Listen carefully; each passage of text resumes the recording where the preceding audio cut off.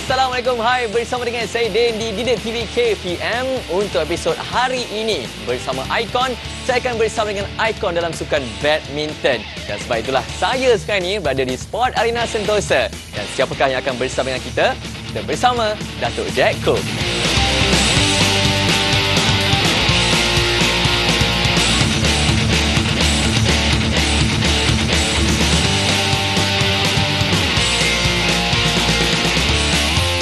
Hai, saya Datuk Jack Koh, berasal dari Muar Johor, lahir pada 5 hari bulan Februari 1985. Saya merupakan anak kedua dalam ada 3 adik-beradik lah. Saya merupakan bekas pemain kebangsaan. Sekarang saya merupakan CEO The Lavis Company. Sebenarnya saya mula bermain badminton di depan pagar bersama dengan abang saya. Masa itu disebabkan 1992 Thomas Cup lah. Kita nampak itu Malaysia menang Piala Thomas. Banyak happy lah tengok Malaysia menang. So kita pun nak cuba jadi macam star lah. Kita main depan pagar. And then from there, abang saya punya sekolah punya jurulatih kebetulan ialah ayah Yap Kim Hock. So dia memberi peluang latihan percuma kepada abang saya masa itu. So from there saya pun ikut sekali pergi training. From dari itu ayah Yap Kim Hock, nama dia Yap Beng Tong, dia approach saya, dia cakap mungkin ada nampak saya ada bakat sikit lah. Dia ask me to join dia punya training. So join training seminggu, start 3 kali seminggu. Sampai masa saya ada sikit achievement, dia minta saya buat full time lah, 5-6 kali seminggu training. So saya amat berterima kasih lah. Kalau bukan dia yang mencungkil bakat saya dari dulu, saya pun tak tahu saya boleh main badminton. Saya mula berwakili sekolah pada umur 8 ke 9. First round saya main masa itu, kena kandas 15-0. Itu amat sakit hati lah. Tapi jurulatih saya memberi saya teguran, memberi saya sokongan dan minta saya tidak putus asa. So from there, saya ada satu prinsip lah. Kalau saya menang lain kali, saya tak boleh kasih orang 15-0. Itu sampai sekarang, okey lah, nasib baik saya punya rekod. Saya tak pernah bagi orang 15-0 lah. Selepas saya dapat sendiri 15-0, saya feel itu sedih lah. Saya mula mewakili negara pada tahun 2000. Masa itu ialah ASEAN School Championship dekat Negeri Sembilan. Masa tu saya masuk final lawan dengan Fu Haifeng dari China lah. Then eventually dia become a world class player lah. Saya memilih sukan badminton sebab nampak dekat kaca TV itu Malaysia menang, Rashid Siddiq menang, Foo Kok Keong menang, Chia Sung Kit. Masa itu dia orang menang Thomas Cup, Piala Thomas itu. Su Beng Kiang, dia memberikan kita satu impian, satu imajinasi yang di luar jangkaan. Kita rasa wah, kalau nak famous lah, kita dari kampung Muar Johor, kampung kecil, nak jadi famous susah. So kebetulan pun ada ayah Yap Kim Hock, jurulatih yang bagus. Kedua ialah kenapa pilih badminton, sebab nak famous kan. Masa itu idaman budak kecil. Ada beberapa orang yang memberi dorongan dan sokongan. Yang paling pertama ibu bapa lah, yang memberi sokongan kewangan, sokongan padu. Yang jurulatih ayah Yap Kim Hock. Ketiga, bila sampai dekat peringkat negeri, ada jurulatih dan team manager presiden persatuan dekat negeri Johor. Bila datang ke Kuala Lumpur, Sekolah Sukan Bukit Jalil, ada management of BAM, ada jurulatih dan cikgu-cikgu yang membantu. Lepas tu sampai peringkat BAM pula, ada beberapa jurulatih dan kawan-kawan lah yang memberi sokongan, and also ada beberapa pengarah syarikat sebagai mentor lah yang memberi kita pelbagai sokongan untuk kita continue the journey lah, perjalanan dalam badminton ni, sebab the road is very long lah to become a world class players from young. At least pun saya ingat 12 sampai 16 tahun. Setiap peringkat ada orang yang membantu lah. I'm really grateful for them lah. Ikon saya dulu Rashid Siddiq lah. Yang kedua Foo Kok Keong lah. Sebab masa tu kita dekat Malaysia kan, nampak Rashid Siddiq ni banyak gaya. And bila dia menang wah, ada itu aura dia. And kedua suka Foo Kok Keong sebab dia punya itu never give up attitude lah. Dia jatuh pun bangun, dia macam mana pun dia bangun balik. Itu semangat yang amat bagus lah yang saya dapat pelajari. Tapi selepas saya bermain setiap peringkat lain, then the world player that saya nampak ialah Xia Xianzhe lah. Xia Zuanzi dari China. Dia memang seorang player yang amat sesuai dengan corak permainan saya. Smash step dekat belakang pergi depan. That's where I actually imitate lah. I belajar dia punya cara permainan, cara latihan. I ikut dia punya jejak sampai saya ada result lah yang amat memuaskan lah. Pengalaman dengan ikon Xia Zuanzi tidaklah. Nampak dia dekat kancah mata TV saja. Tapi dengan Rashid dan Foo Kok Keong selalulah. Memang saya tengok dia orang ini Sifu jago di Malaysia ni. And then when I masuk Bukit Jalil tu, ada Yakim Hok lah. Yakim Hok pun banyak memberikan pedoman, sokongan, ajaran, tunjuk ajar. Momen dengan Rashid tu, dia pakai itu banana tu, itu macam masa budak kecil lah. Kita dapat itu ego macam ada style sikit lah. Whereas Foo Kok Keong ialah dia macam mana pun tak putus asa. Jatuh dia naik balik, jatuh dia naik balik. Setiap bola sebelum itu bola jatuh sampai tanah dia pun memang pergi fight. So the spirit lah actually that memberi kita motivasi lah. It's like a dream come true lah. I selalu nampak dia dekat TV, dekat kaca mata TV. Tak pernah jumpa dia one to one. Bila one to one je, kita cuba sentuh dia macam ini betul ke orang. Then eventually saya pun ada sikit bisnes lah dengan Rashid. Kita buka kedai sports shop, adalah buat sikit-sikit bisnes. At least childhood dream lah. Family saya, ayah saya bermain squash lah masa kecil. Uncle saya bermain tenis. Dia merupakan tenis national player. Sekarang dia merupakan presiden Sabah Tennis Association. Yang badminton adalah kita punya saudara Kwek Chu Peng, ada beberapa yang main sampai peringkat yang tinggi. So bila abang saya dicungkil oleh ayah Yakin Hok, itu masalah saya start pick up lah. Especially kita main dekat depan pagar dekat rumah, itu banyak amat momen yang paling tidak boleh dilupakan lah, amat seronok lah.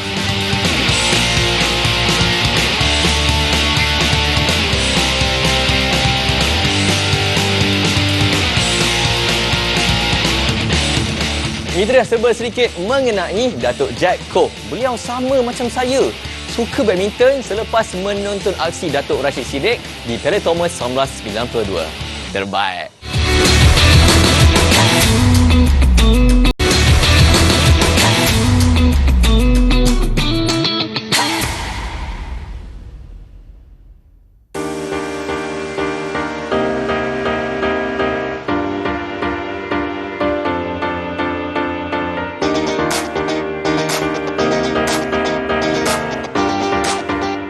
Itu dia wajah Datuk Jack Koh sewaktu muda-muda dulu. Saya pasti ramai murid-murid di luar sana memasang impian nak jadi pemain badminton negara.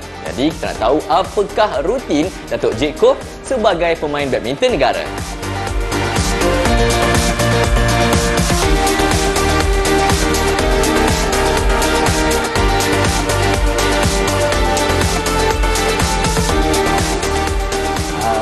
rutin sebagai seorang atlet. Biasanya kita akan bangun pagi pada pukul 6:30. Dan kita akan pergi buat jogging, latihan fizikal dalam satu jam ke 1,5 jam. So pada pukul 7:30, pukul 8 kita akan balik ke hostel. Kita akan makan breakfast. Lepas makan breakfast, kita akan balik siap sedia dan pergi sekolah. Sekolah start jam 9:30 sampai jam 2:30. So in between adalah kita melalui akademik yang diatur oleh Sekolah Sukan Bukit Jalil lah masa tu. So selepas tu kita akan ambil kita punya lunch dalam pukul 12:30 ke 1. Dan pukul 2:30 habis sekolah je, terus balik asrama, ambil beg dan terus pergi naik bas. Dari Sekolah Sukan Bukit Jalil, kita naik bas pergi stadium Juara Bukit Kiara lah untuk training. So setiap hari kita akan itulah kita punya rutin. Kita akan sampai dekat sana 3:30 ke 4, start training sampai 6:30. Habis je training, kita akan balik asrama, makan malam. Lepas makan malam kita akan pergi prep class pada 8:30 untuk habiskan kita punya homework lah yang diberikan oleh daripada cikgu. Lepas kita buat homework, then pukul 10 kita kena bersiap sedia, cuci baju ke, nak buat apa-apa, kena dalam setengah jam kena siapkan. 10:30, 11 paling lewat, lampu semua mesti mau tutup. Sebab esok pagi pukul 6 lagi kena bangun. So kalau boleh dalam pukul 10 ke 11 kita dah kena tidur lah.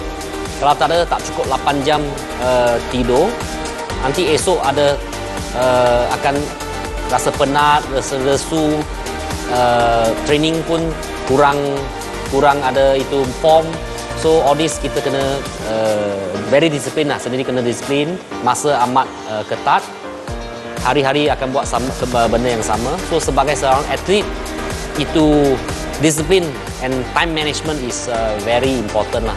Selepas jadi atlet, bila kita dah keluar jadi buat bisnes macam sekarang, so saya kena berterima kasih lah kepada Sekolah Sukan Bukit Jalil sebab dia dah mold saya dalam setting saya dalam time management, dalam very discipline with my all my setiap barang yang kita buat. So bila kita keluar, kita pun hari-hari pagi ya, tak boleh lebih pukul 8:30 mesti bangun dia lah.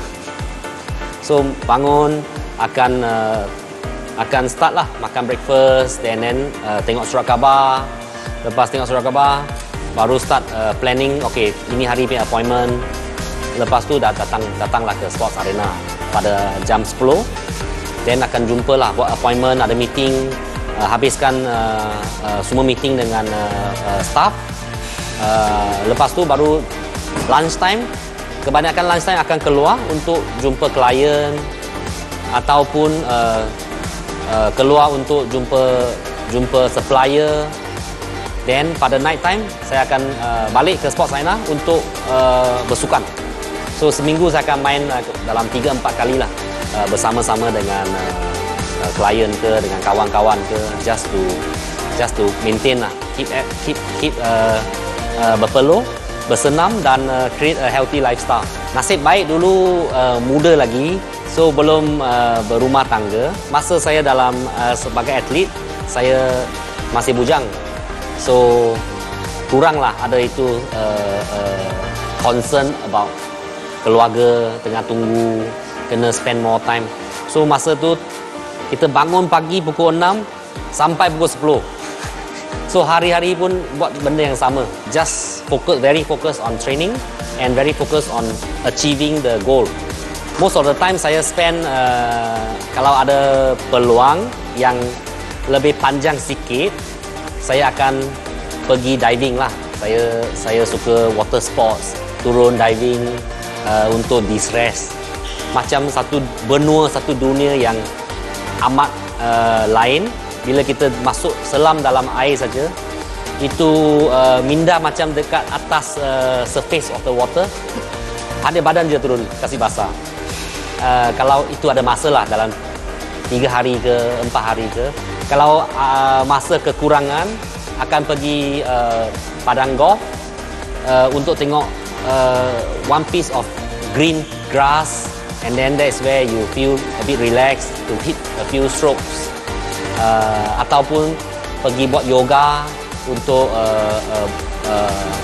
wellness, ataupun pergi coffee shop, baca sikit buku, have a cup of coffee, and chill out. Perkara menarik pertama, saya suka pergi cafe lah, cafe to chill out, read some motivational book to keep rejuvenating and keep my passion alive, and then also to look for mentor that has experience untuk bagi pedoman, bagi advice, pengajaran, so that I can improve further. So yang kedua, saya kalau dekat rumah, belakang rumah akan tanam pokok lah. Suka tanam pokok, and then after 1-2 weeks, 1 month boleh nampak bunga, dia berbunga, ada hasil. So at least that sense of satisfaction lah, achievement apa yang kita dah buat. And then ketiga ialah pergi diving lah. Suka pergi diving untuk de-stress. Yang tempat yang paling menarik setakat ni yang pernah saya pergi ialah layang-layang, where saya nampak a school of hammerhead shark lah, 40-50 ekor. So that was like a school of trevally, a school of all those underwater fishery, that kind of enjoyment lah. Keempat, bakat adalah kadang-kadang saya suka menyanyi, ada buat sikit research on all these artists. Actually artis ni semua banyak bertungkus lumus untuk tulis itu nota-nota, tulis itu lyrics. So macam satu lagu yang saya selalu saya nyanyi lah, Kau Ilhamku by Mambai. Beribu bintang di langit kini menghilang, meraba aku dalam kelam. Rembulan menggambang kini makin suram, kuda ilhamku tanpa arah. Sedetik wajahmu muncul dalam diam, ada kedipan, ada sinar. Itukah bintang ataupun rembulan? Terima kasih ku ucapkan. Izinkan ku mencuri bayangan wajahmu. Izinkan ku mencuri hayalan denganmu. Maafkanlah, oh, andai lagu ini mengganggu ruangan hidupmu. Kau senyumlah, oh, oh. Sekadar memori kita di arena ini. Kau ilhamku. Aduh.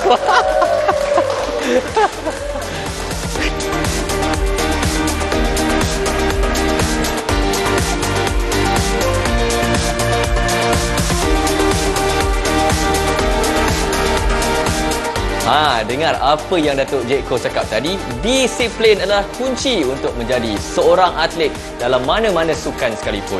Jadi, kalau murid-murid pun nak menjadi seorang atlet negara, disiplin tu penting, okey?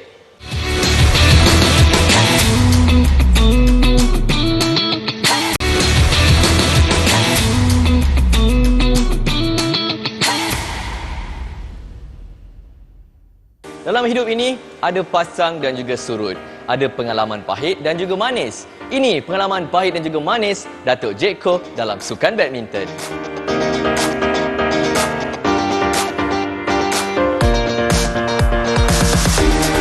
umur 12 saya juara Johor lah. Pada umur 15 saya juara dekat MSSM Malaysia lah, MSS Malaysia. Pada umur 17 saya ASEAN School kedua. And then pada umur 18 saya World Junior kedua.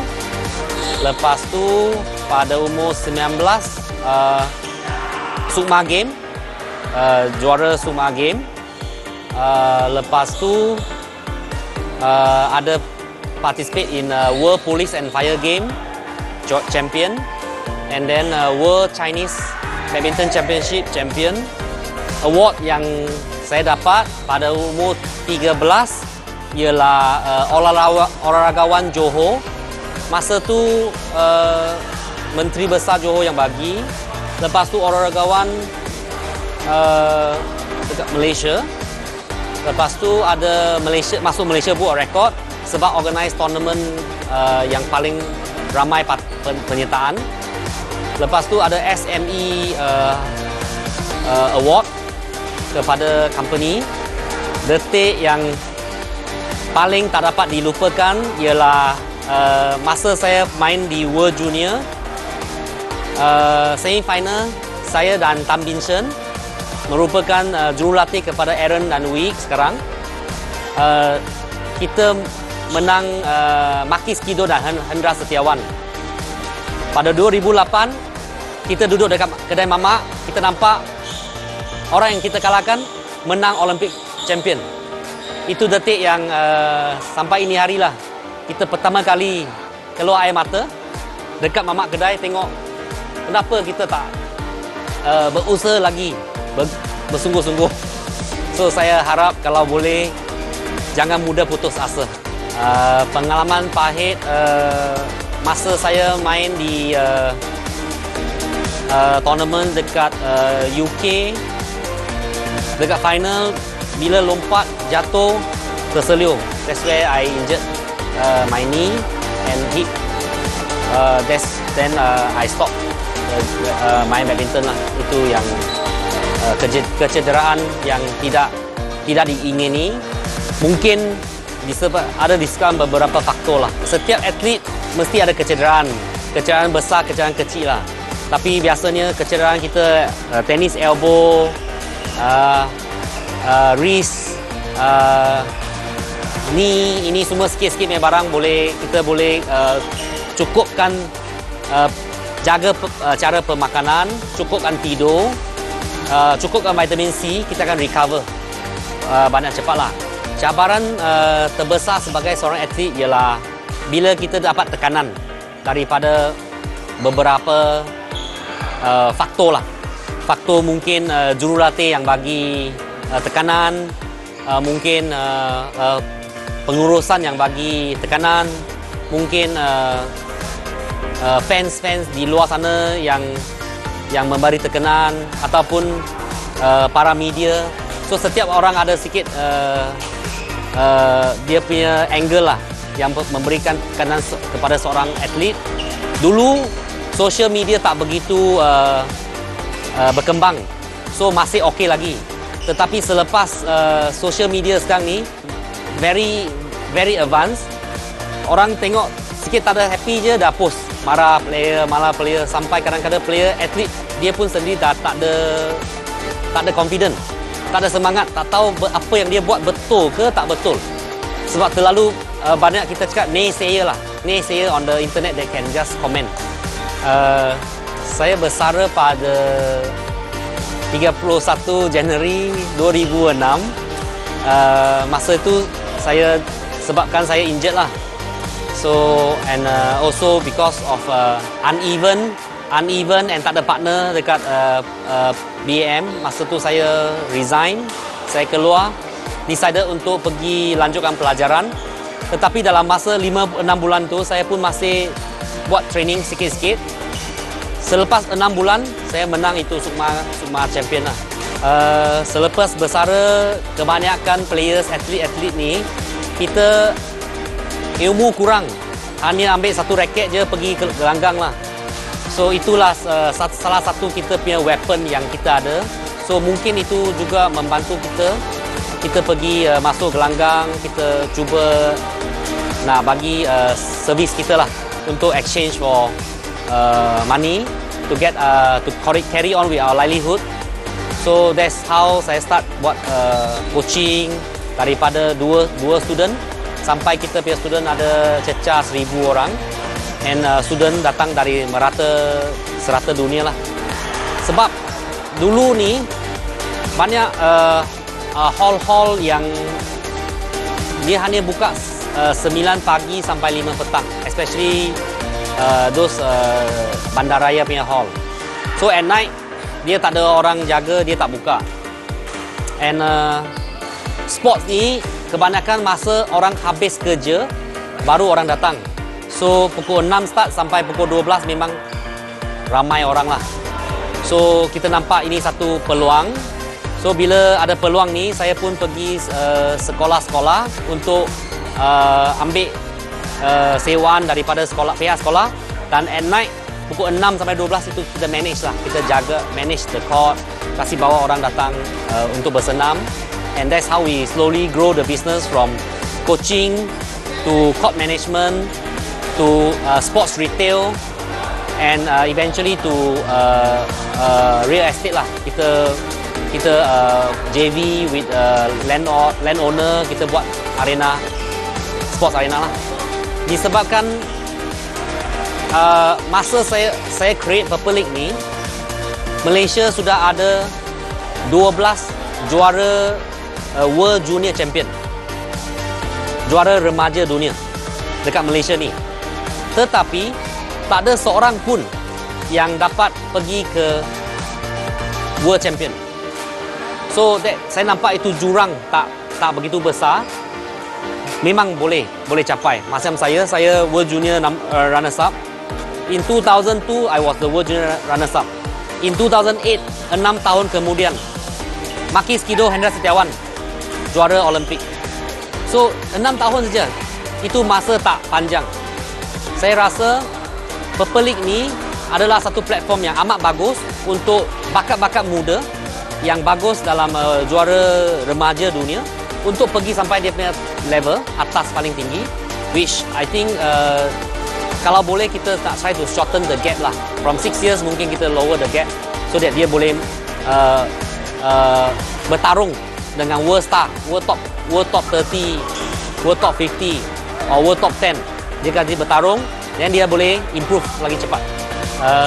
Memang banyak cabaran lah yang dihadapi 7-8 tahun dulu, disebabkan ini satu benda yang baru, liga profesional. Memang ekosistem, infrastruktur sedia ada tidak. So masa tu kita kena pergi cari akademi yang ada nama, yang dah ada dekat market almost for a time, that they have a strength to find sponsor. So that's when the first time kita pergi cari akademi dulu, ataupun akademi kita kasih convert dia kepada club badminton. So kebanyakan club badminton walaupun nama dia baru, tetapi dia ada history dia yang lama. So kita manage to convert 12 club untuk form the first inception years, yang kita ambil masa dalam 1 tahun setengah untuk bagi start the first professional league lah di Malaysia tu. Yang keduanya ialah dana. Sebab dah form, diorang pun kena cari dana untuk beratus ribu untuk import foreign players, because kita punya rules, kita mesti ada world top 32 punya players datang bermain, and then total participation mesti ada top 400 rank punya players. So kita nak quality league itu tinggi. So because of that, kita kena terbangkan banyak players kita dari luar negara. Yang ketiga baru kita dapat faham yang Malaysia kekurangan remaja perempuan, wanita untuk bermain. So kita hanya ada women's single tapi kita tak ada women's double.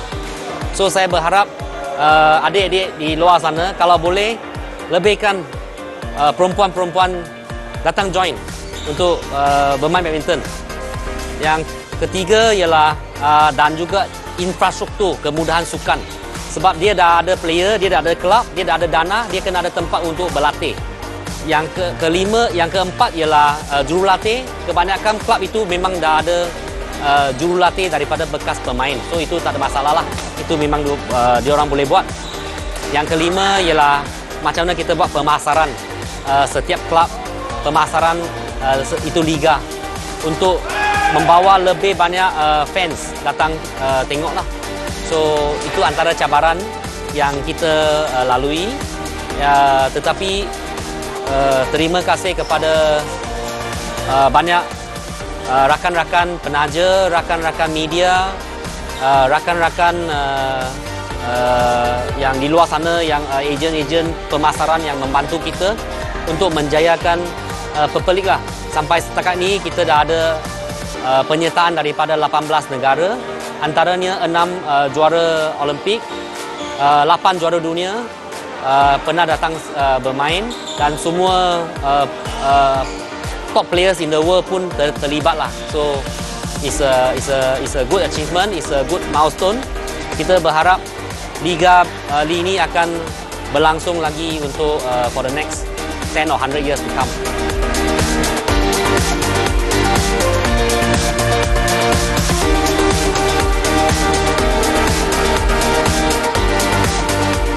Itu dia serba sedikit pengalaman dan juga pencapaian Datuk Jack Koh dalam sukan badminton.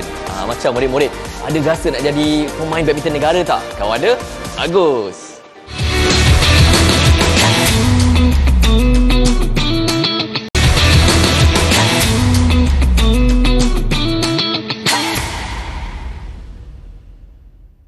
Ya, dan sekarang ini saya bersama dengan ikon sukan badminton untuk episod kita hari ini, iaitu Datuk Jack Koh.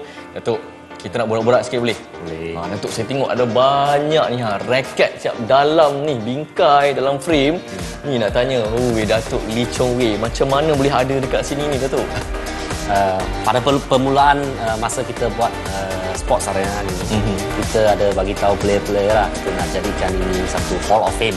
Okey. So sesiapa yang capai tahap World Champion atau Olympic Champion ataupun ranking dunia lebih daripada 3 tahun, kita akan buat satu kabinet lah, untuk dia taruh dia punya baju, dia punya memorial.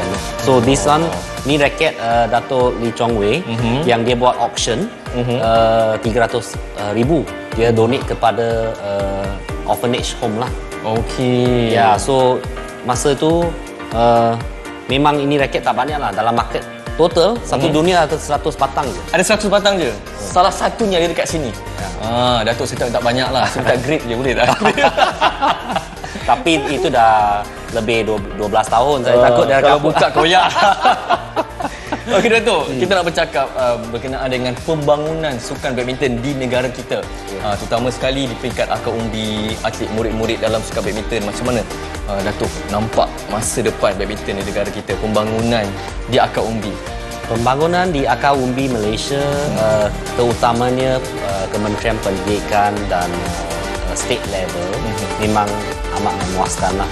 So kalau kita tengok dari peringkat sekolah, wakil daerah, lepas tu pergi peringkat negeri, sampai peringkat kebangsaan, MSS lah, kita Majlis Sukan Sekolah-Sekolah Malaysia, semua memang dah establish lah, kita cakap dah mature, dah matang lah.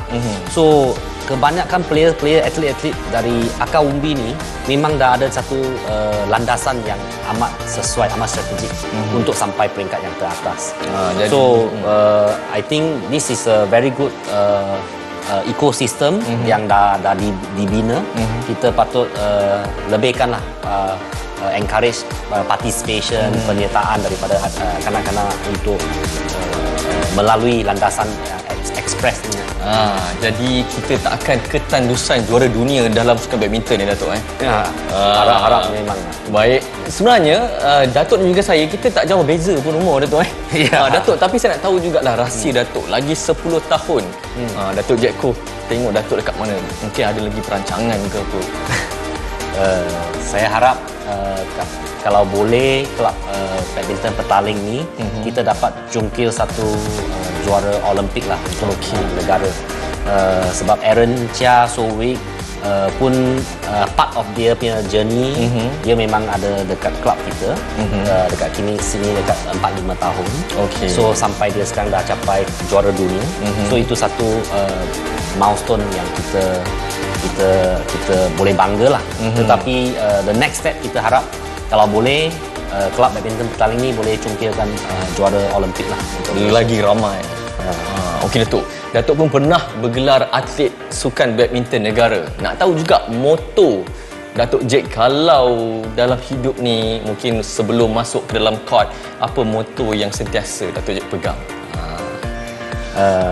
Moto kalau masuk gelanggang kalau masuk keluar gelanggang masuk gelanggang lain, keluar gelanggang lain. Okey, ada dua. Okey, yang kalau masuk gelanggang apa? Kalau masuk gelanggang biasa saya akan bagi tahu pemain-pemain saya, go and enjoy. Okey. Turun main sepuas hati. Jangan ada apa takut, rasa tekanan. So dia punya dah training banyak tahun. Sebab itu setengah jam, itu saat dia tak dapat perform, semua habis. So kita kena bagi dia satu motivasi, encouragement untuk just do your best. Enjoy, ya. Okay. Tapi sebelum buat persiapan tu, itu moto, goal kita mesti very clear. Kita nak menang apa, kita terus tulis dekat atas. Kita nak juara Olimpik. Kita nak juara dunia. Kita tulis hari-hari kita sebelum bangun, masa bangun, masa training, hari-hari letak apa goal? Letak remind dia. Asyik ingatkan dia itu you punya goal. Itu yang kita nak capai. Tetapi masa nak turun perlawanan tu, kita kena ubah. Jangan ingat itu lagi. Okey. Barulah kita rasa ada semangat nak berjuang. Kita nampak apa yang kita nak, Datuk. Okey. Datuk, ramai murid-murid yang sedang menonton kita. Mungkin Datuk ada tips untuk memperaih kejayaan. Bukan hanya untuk sukan badminton, mungkin apa-apa sukan di luar sana. Apa Datuk? Tips untuk pelajar-pelajar, especially terutamanya dalam bidang sukan ni, ialah kena work hard lah. Kena kerja keras, kena berdisiplin. Ketiga, mesti honest lah, jujur kepada diri sendiri. Sebab jujur kena juga. Ya, sebab masa kita training ni, kadang-kadang coach cakap rally 10 round. Tapi dia turi ayam orang tak nampak Betul. So kalau coach cakap you smash pada kelajuan macam Tambun Jong 300 km per jam. Tapi dia smash baru 100.5 km. Dia yang tahu. So kalau dia tak jujur, dia tak disiplin, dia tak kerja kuat ni, agak kebaziran lah. Sebab you dah ada dekat tempat sana, hanya you're fighting yourself.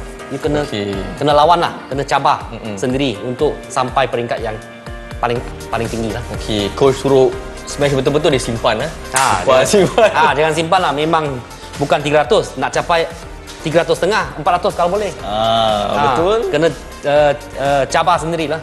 Cabar diri sendiri. Cabar diri sendiri, jangan berpuas hati di satu peringkat sahaja. Terutama murid-murid yang masih lagi muda, masih lagi ada tenaga, kudrat nak buat betul-betul tu.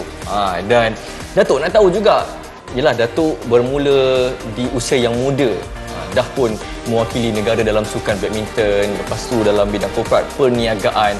Ada lagi tak impian yang masih lagi nak dikejar oleh Datuk? Ada lagi impian yang masih lagi tak tercapai? Mungkin boleh kongsikan. Kalau ada rezeki, kita berharap dapat bekerjasama lah dengan pihak kerajaan ataupun NGO ataupun swasta untuk membangunkan lebih banyak sports arena lah. So ini sports arena kita merupakan satu one stop center. Budak boleh belajar dekat sini, dia boleh training dekat sini, dia boleh tidur dekat sini, dia boleh makan dekat sini, and gym apa-apa lain, classroom pun ada dekat sini. So ini boleh membantu dia daripada membazir masa atau communicating lah from point A to point B, untuk Sebab traffic dekat KL pun Betul. ya, kadang-kadang you jam 1 jam. Macam dululah saya satu example. Kita duduk dekat Sekolah Sukan Bukit Jalil. Okey. Tapi kita training dekat Stadium Juara Bukit Okey. Kiara. So kita hari-hari Jauh. hari-hari kena travel from point A to point B. Dalam atas jalan je kita dah bazir 1 jam, 1 jam setengah. Penat, lesu. Penat ya. So kalau boleh saya nak buat ini satu impian untuk pemain-pemain. Dia boleh duduk dekat satu tempat, maximize dia punya time, buat apa yang berkualiti, apa yang patut. So dia akan naikkan prestasi lagi tinggi. Itu dia harapan dan juga impian Datuk Jek Koh. Mungkin ada ucapan kata-kata terakhir buat penonton di luar sana. Silakan Datuk. Saya berharap bakat-bakat muda ni akan macam tadi saya cakap, 3 barang lah paling penting. Work hard, kerja keras. Ketiga, berdisiplin. Ketiga, jujur pada diri sendiri. Inilah 3 pedoman lah yang saya dapat kongsi, dan saya berharap akan nampak lebih banyak bakat yang ingin jadi juara dunia atau juara Olimpik. See you at the top. Ya, ingat tu murid-murid, boleh menjadi juara dunia. Inilah dia bersama dengan ikon hari ini, Datuk Jek Koh, yang sangat-sangat memberi impak yang positif terutama dalam pembangunan sukan badminton di negara kita. Dan sekejap lagi kami berdua nak beregu lawan Aaron Chia dan Soh Hoo Chi. Semoga berjumpa lagi. Bye-bye. Assalamualaikum.